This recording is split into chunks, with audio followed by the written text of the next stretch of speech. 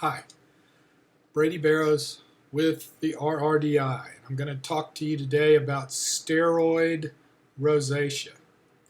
The RRDI recognizes steroid rosacea as a rosacea variant and happens to be the only nonprofit for rosacea to list steroid rosacea as a rosacea variant.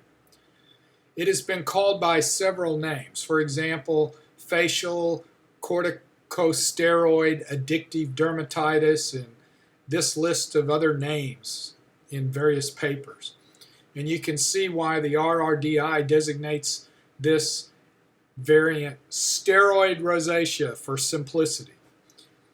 Corticosteroids have been used in dermatology since the 1950s, and they've been designated, these steroid drugs, sometimes as the world's wonder or miracle drugs, depending on who makes up the list of miracle or wonder drugs. However, as with many other treatments using steroids, there are caveats.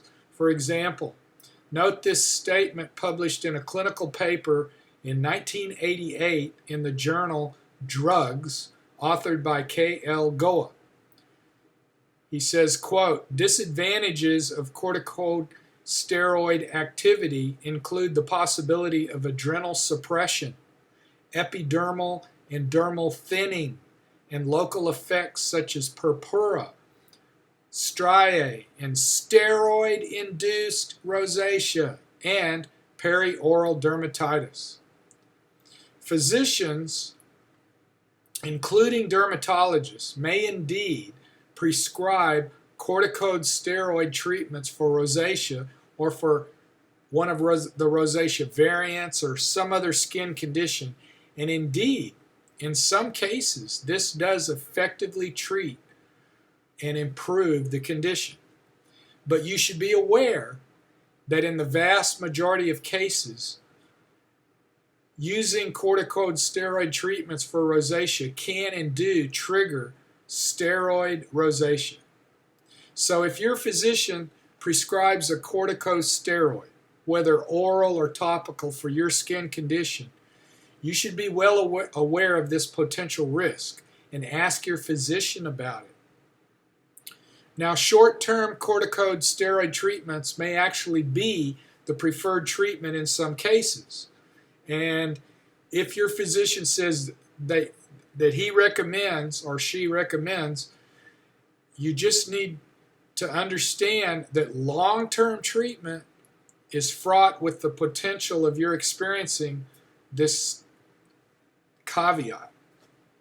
So let me give you an example of an experience I had with my dermatologist a few years back, and I posted this experience in the category you can see here and the URL underneath it. You can read the whole experience. I am very allergic to poison ivy, poison oak, okay? And I was living in Hawaii and was surprised when I broke out with poison oak on my arm and my head, and it was spreading, because if you've ever experienced this, it just spreads. And I immediately went to my dermatologist, who, upon looking at my arm, said, "You've been eating mangoes, haven't you?" And I said, "How do you know that?" And he explained that mangoes are in the same family as poison ivy, poison oak, and that the oil from the mango tree causes the same reaction as poison ivy, poison oak. And the oil gets on the skin of the mango, and if you touch it, woo, you got it. So I bought some mangoes and was peeling them, and apparently I got them on my fingers and scratched my head or put them on my arm, and then it just spreads systemically. It's just a horrible, horrible skin condition. And so he said, I want to prescribe to you oral prednisone for 10 days. And naturally I was horrified. Oh no, because I know about steroid rosacea. But he assured me, he said, no, this won't cause steroid rosacea. He said, but if you want, you can just live with the poison ivy, poison oak for about 30 days. You're going to have a really bad time with it. Or if you take this prednisone, I assure you it's going to make it better. And so I opted for the prednisone. And I took the 10-day. And I'm telling you, it cleared up the poison ivy, poison oak rash. within several days. And my rosacea cleared up like incredible. And here's a picture of me during that treatment. Prednisone is a miracle drug. It's like a wonder drug. And it did clear up my rosacea. So, here's one thought. If you're having a special event, such as a wedding or some other occasion where you really need to be perfectly clear, I would ask my physician if I could get some prednisone rather than using Mirvaso or Rofade. And it may work for you for your special event.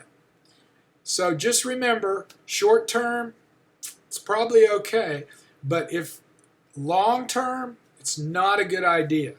So we really hope that you've enjoyed this balanced view of our video on steroid rosacea. And of course, go on our website, go to our website and learn more about steroid rosacea.